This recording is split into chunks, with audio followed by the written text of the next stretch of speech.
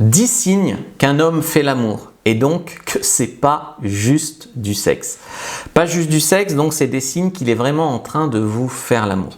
La première chose, c'est qu'il y a un intérêt pour vous au-delà du physique. C'est un homme qui va montrer un intérêt pour votre vie, pour votre activité, pour vos passions. C'est pas juste de l'attirance sexuelle. Alors comment on voit ça? Si un mec te complimente que sur tes pipes, que sur ton cul, qui s'intéresse jamais à comment s'est passée ta journée, etc., c'est un mec qui ne s'intéresse qu'à la partie sexuelle de toi. Et si c'est un homme qui s'intéresse à toi, à ta vie, qui accepte de te voir aussi en dehors du sexe et tout ça, c'est un mec qui s'intéresse à toi au-delà du sexe. Après, les filles, vous vous trompez très souvent, vous rejetez les mecs parce qu'ils sexualisent avec vous. Mais vous ne voudriez pas d'un mec qui ne vous veut pas, qui ne vous désire pas. Donc le truc, c'est qu'il faut qu'il y ait un intérêt de désir pour vous. Bon, que le mec soit pas un sauvage, qu'il soit adapté, et également qu'il y ait un intérêt au-delà du sexe. Mais il faut un intérêt sexuel, d'accord? La deuxième chose, c'est son regard. Comment il va te regarder profondément dans les yeux, notamment au moment de l'orgasme, dans les moments intimes. Moi, je me rappelle une copine dont j'étais fou amoureux, quand je au moment de l'orgasme, vraiment, je lui faisais un ancrage, tu vois, de regard, pour vraiment qu'elle reste imprégnée. Les émotions présentes. Donc, c'est un homme qui peut exprimer ses émotions ou devenir vulnérable. Alors, on est tous d'accord que dire je t'aime pendant le sexe, ça vaut pas grand-chose.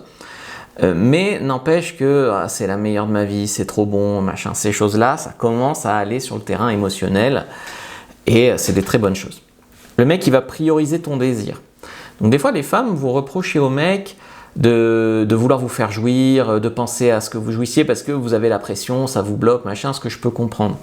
Mais un homme qui pense à toi, qui n'est pas égoïste au lit, qui est généreux, etc., c'est un homme au moins qui a aimé le faire avec toi, et qui veut te revoir, tu vois, et qui prend son temps pour que tu sois satisfaite, qui n'est pas dans son propre orgasme seulement.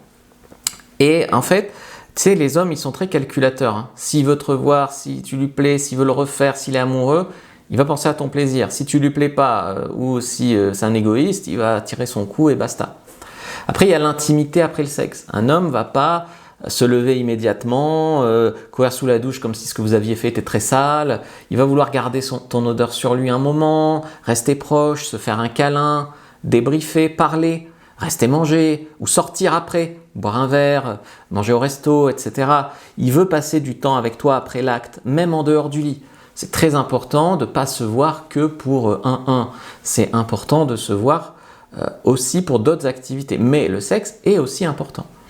Donc c'est un homme qui va accepter de se voir sans le faire. Quand tu vas lui dire « j'ai mes règles » ou « demain je me lève tôt, on ne pourra pas, mais on peut sortir », il dit oui. Il accepte de te voir même s'il n'y aura pas de sexe après. Et puis il passe vraiment du temps à te donner du plaisir. C'est-à-dire que même s'il faut te faire un cuni pendant 1 heure pour que tu aies ton pied, il te le fera et il aura du plaisir à le faire. Tu vois, c'est pas je te lèche 2 secondes pour la forme et basta. Et 10, c'est il va te dire des choses comme il y a vraiment un truc spécial avec toi, j'ai jamais vécu ça, c'est trop bon, il y a une alchimie particulière. Voilà. Après le sexe, il peut te dire même je t'aime, j'ai jamais vécu ça, c'est trop intense entre nous, etc. Donc vraiment, j'insiste sur le fait que l'amour implique plus de connectivité émotionnelle, d'attention mutuelle et de présence que le sexe.